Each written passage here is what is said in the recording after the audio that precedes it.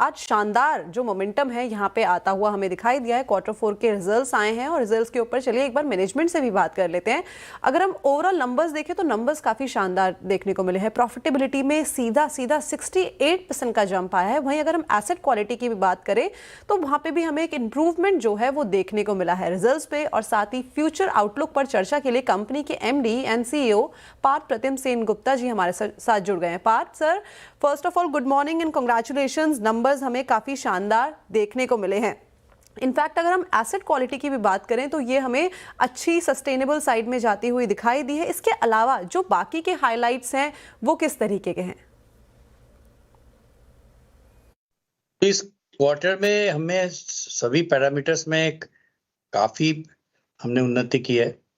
और अगर अब हमारे बिजनेस ग्रोथ को देखें तो क्वार्टर ऑन क्वार्टर भी बोथ डिपॉजिट्स एंड एडवांसेस में अच्छी ग्रोथ आई है। और अगर हम एसेट क्वालिटी को देखें इसमें हमें काफी सुधार आई है। हमारी जो ग्रॉस स्लिपेजेस है वो बहुत अमाउंट से घट गए हैं और हमारा रिकवरी भी अच्छी इंप्रूवमेंट हुई है।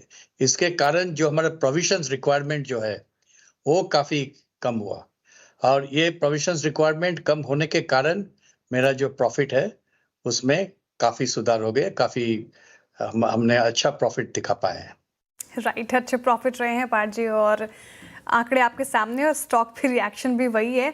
गुड मॉर्निंग, मैं श्रेया बात करूँ। लेकिन पार्थ जी, सवाल मेरा ये रीसेंट RBI की तरफ से जो ECL फ्रेमवर्क आया है, प्रोविजनिंग वाली गाइडलाइंस आई है, इसका कितना इम्पैक्ट देख रहे हैं आप?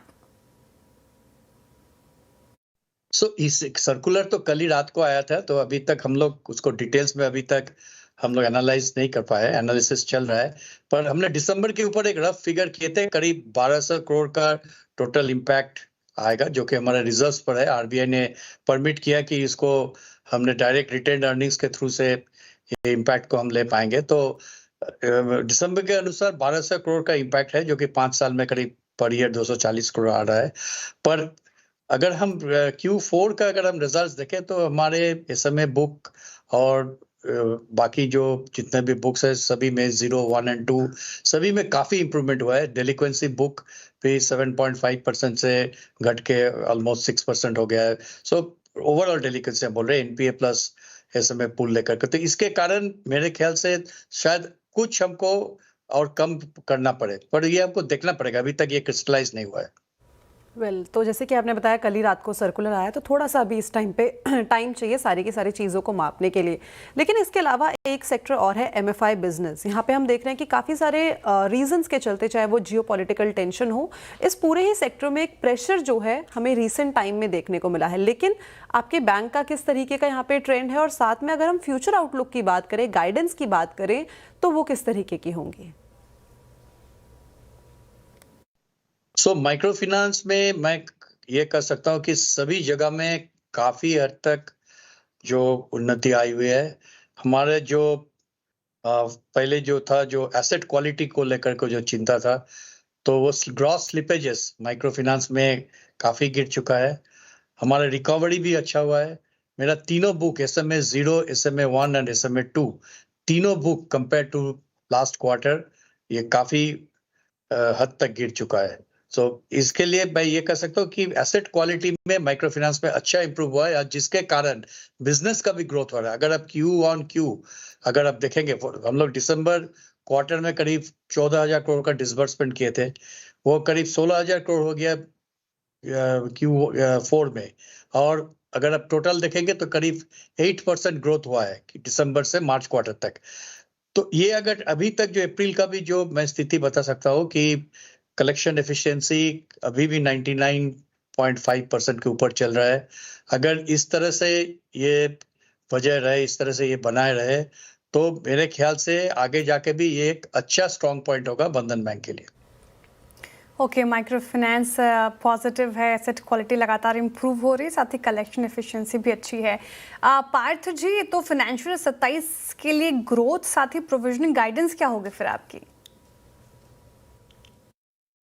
एसेट क्वालिटी जो हमने प्रदर्शन किए हैं Q4 में, उससे हम बजाय रखेंगे। अगर आप देखे होंगे कि Q3 में जो मेरा NPA परसेंटेज था वो ARC सेल के कारण हुआ था। Q4 में कोई भी ARC सेल नहीं हुआ है, फिर भी हमने वो NPA परसेंटेज को वजह रखे है। अगर आप Y2Y देखेंगे तो वो भी काफी हद तक इम्प्रूवमेंट हो गया है पिछले साल का जो Q4 और इस साल का Q4 में, क्योंकि कहाँ पर मेरा करीब 4.7% था, वो अभी जाके 3.3% आ गया है फॉरदर। और ये एसेट क्वालिटी और NPA आगे जाकर भी हमारा पूरी उम्मीद है कि हम लोग इसी परसेंटेज लेवल पर आ सकेंगे। अभी तक तो जो स्थिति है वो बिल्कुल ही हमारे फेवर में है, पर डेफिनेटली कुछ चिंताजनक स्थिति तो है, क्योंकि ये जो युद्ध चल रहा है इसका इम्पैक्ट क्या होगा, पर हम लोग पूरा उम्मीद कर रहे हैं कि कोई चाह रहा है कि ये खत्म हो जाए, तो आगे जाकर भी मेरे ख्याल से ये खत्म हो जाएगा। और अगर देश की जो आर्थिक स्थिति अभी तक जो है, जैसे कि सरकार ने इन्फ्लेशन को भी थोड़ा बहुत कंट्रोल में रख पाया है, और अगर ये इन्फ्लेशनरी ट्रेंड अगर मेंटेन रहे, अगर इन्फ्लेशन को कंट्रोल रहे, तो फॉर तो जो हमने फिगर्स हमने जो सोचे हैं, जो मेरा गाइडेंस है, हमारा पूरी उम्मीद है कि हम उसका नजदीक पहुंच पाएंगे। Well Parth sir, thank you so much हमारे साथ जुड़ने के लिए। और जैसे से हम देख रहे हैं कि मैनेजमेंट से बात होती रही, शेयर में भी एक अपसाइड मूवमेंट आता हुआ दिखाई दे रहा है। 11% की तेजी के साथ ये कामकाज करता हुआ दिखाई दे रहा है। मानस सर,